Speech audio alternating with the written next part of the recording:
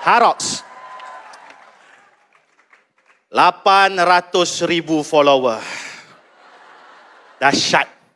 Saya dengan Harox ni taklah sama. Tapi 10 tahun lepas, saya muda lagi walaupun muka tua. Korang hajar Saya 32, 10 tahun lepas saya 22. Saya di UKM, Universiti Kebanggaan Malaysia. UKM, masa tu saya rapat dengan Vice Chancellor saya, Profesor Dr. Sharifah. Masa tu Prof saya didatangi oleh saya, VC saya kata, Prof, saya ada tawaran untuk masuk pencetus ummah. Umur 22. Prof kata kat saya, Rahmat, pernah dengar poem The Road Not Taken? Pernah dengar? Oh, tak pernah? Tak pernah. Jangan bagi saya baca. Sebab kali terakhir saya nyanyi, kali terakhir saya baca, itulah kali terakhir saya dijemput. Teruk sangat bunyi dia.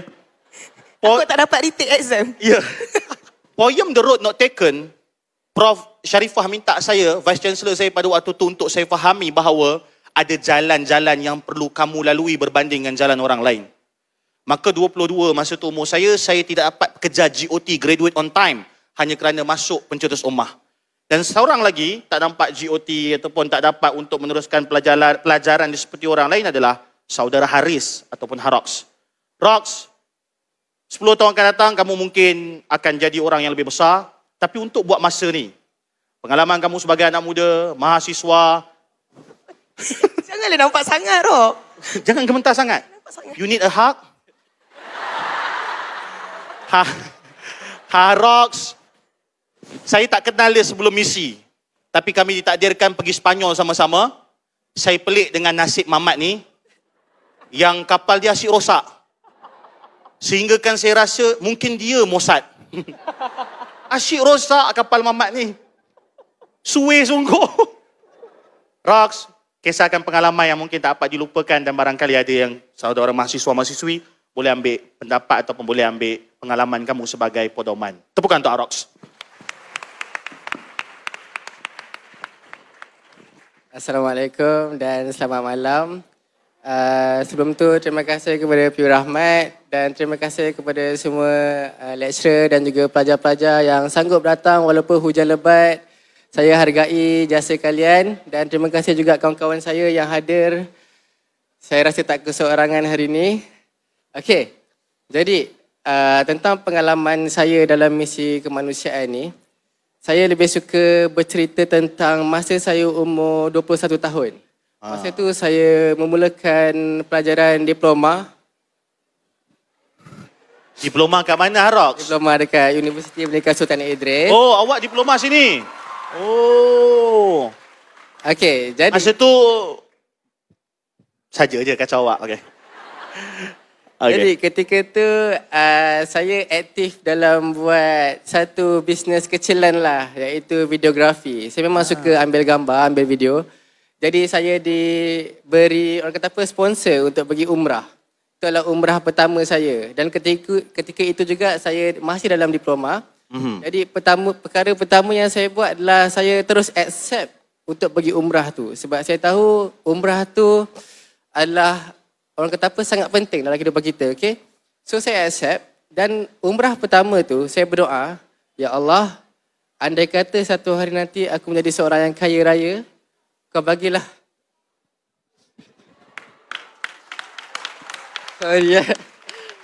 Andai kata saya direzekikan seorang yang kaya raya, kau bagilah aku menyertai misi kemanusiaan. Kau bagilah aku pergi bantu orang seramai yang boleh. Dan ketika itu juga saya berdoa, Ya Allah, Kau izinkanlah aku pergi ke tanah-tanah Syam.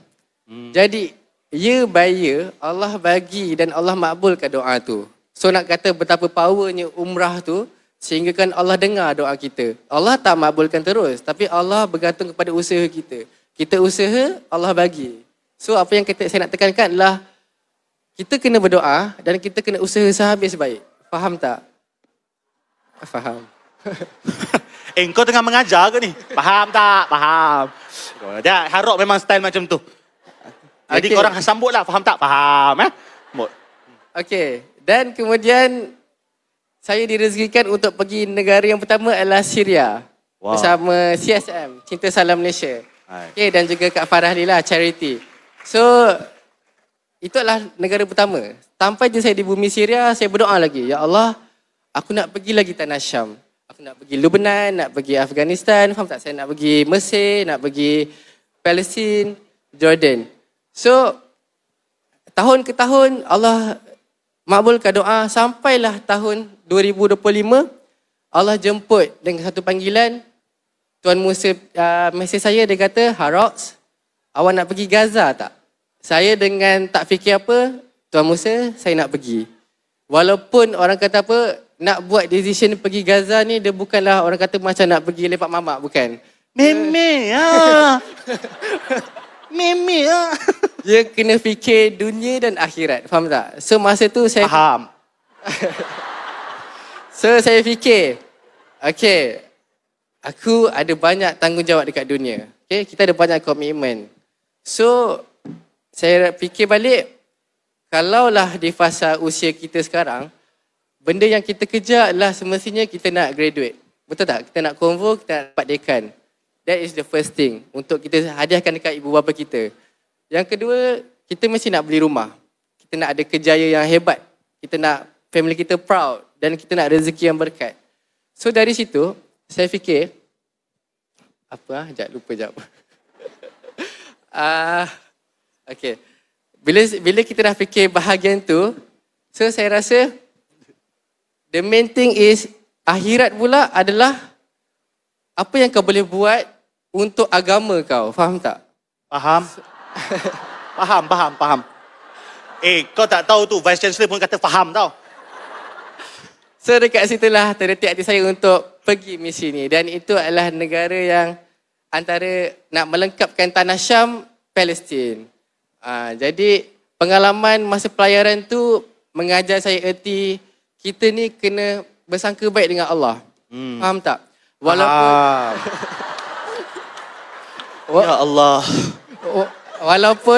Walaupun seberat mana ujian yang kita alami, kalaulah kita dekat UBC, kita stres nak buat assignment, kalau kita buat sehabis baik, at the end of the day, kita berjaya juga buat assignment tu. Betul tak? Betul. So nak bagi tahu macam tu dah dalam pelayaran. Sesusah mana pun kapal tu rosak, kalau kita percaya yang Allah kata kau boleh belayar dan kau boleh sampai Gaza, maka itulah jawapan dia. So kita kena usaha je. Korang bayangkan kapal saya, cuba korang bayangkan, kalau kereta korang pandu daripada Kuala Lumpur nak pergi UPC, steering kereta korang tu, korang hanya saletip je dia punya besi tu untuk bergerak kiri dan ke kanan. Saletip je? Saletip je. Korang rasa boleh sampai UPC tak? Yakin tak? Betul lah tu. So,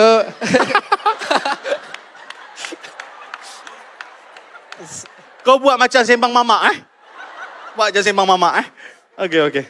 So masa pelayaran, kapal saya, bayangkan malam tu sangat gelap.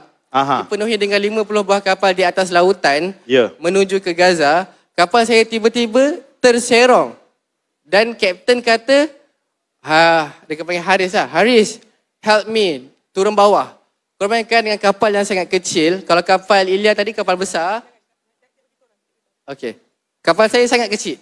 So bila kapal kecil ni kena ombak, dia punya ombak tu, korang bayangkan korang duduk tu sangat pening. Korang pening dan at the same time korang kena fikir macam mana nak solve steering kapal ni. Faham tak? So dekat situ kita... saya sebagai moderator minta tak respon dah lah lepas ni Tak respon dah So dekat situ saya dah cabaran tu dah macam, saya nak muntah dah. Saya dah macam, kapal kita akan karam ke ni kan? Tapi kapten saya, dia seorang yang beragama Islam. Okay? Bagusnya dia akan kata, don't worry, trust me, dia kata. Trust Allah. InsyaAllah kita akan sampai. You just need to help me, dia kata. Kau pergi ambil barang kat belakang, ambil apa yang perlu untuk tolong aku baiki. So bila kita tengok steering tu, bawah tu dia ada pemegang tau. Pemegang tu asyik tercabut. Bila tercabut, steering tak boleh berfungsi. Dia tak boleh pegang, orang kata apa, pemegang tu. So, kapten kata kat saya, kita saletip lah. Kau rasa macam mana? Saya bila dia kata saletip, saya rasa macam, serius saya nak saletip kan? Ini laut ni kan? Dengan ombak yang sangat kuat, besi yang sangat tebal, nak saletip, macam mana boleh? Macam mana mustahilnya benda tu nak berlaku? So dia kata, tak apa. Kita try, insya-Allah Allah boleh tolong. So kita selotip lah. Selotip and betapa hebatnya 4 hari sebelum kita sampai ke Tanah Gaza, kapal tu elok je. So bayangkan benda yang kita rasa mustahil untuk jadi, tapi kalau Allah kata boleh. So benda tu boleh. Faham tak? So pengajaran kat sini, percayalah Allah. Percayalah, bersangka baiklah dengan Allah. Bahawa Allah itu maha mendengar, maha mengasihani, maha memberi. Begitulah juga dengan kita punya pelajaran. Kalau kita stres dekat UC kan, kita rasa macam keseorangan. Saya pun keseorangan. Kalau saya dekat UC, boleh kata saya banyak bersendirian. Tapi apa yang membuat kuatkan saya adalah ibu bapa saya dan saya ada Allah. Dan saya sentiasa mendoakan, ya Allah, kau hadirkanlah aku dengan orang-orang yang baik. Seperti mana saya buat buku. Saya nak buat buku. Saya tak ada kawan tau. Sorry. Dia makan pula. Rasa berhenti kat situ kot. Saya masuk bab buku tu. Okey, masuk. Okey, saya nak cerita tentang buku. Buku ni, saya tak tahu nak buat. Sejujurnya saya tak pandai buat buku, saya tak pernah buat buku. Tapi Allah datangkan hidayah, orang kata. Allah datangkan ilham untuk saya bercerita dekat orang melalui penulisan. Sebab saya sebenarnya takut untuk bercakap dekat halayak ramai. Betul. Tapi kalau ada kawan-kawan, saya bersemangat sikit. Dan saya berusaha lah, Alhamdulillah. Patutlah kau heret kita orang semua datang lah. So bila saya berdoa, ya Allah, masa tu dekat masjid UPSI, solat maghrib. Saya berdoa, ya Allah, kau tolonglah datangkan manusia ataupun kawan yang walaupun aku tak kenal, tapi dia boleh tolong aku. And then saya amin, saya pergi ke belakang, and then ada 2 orang datang kat saya. Abang Harok saya, boleh tak nak ambil gambar?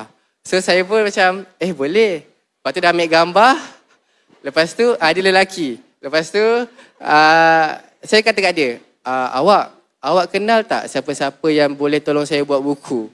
Lepas tu dia kata, saya katalah daripada fakulti bahasa atau fakulti meta. Lepas tu dia kata, boleh, saya ada kawan.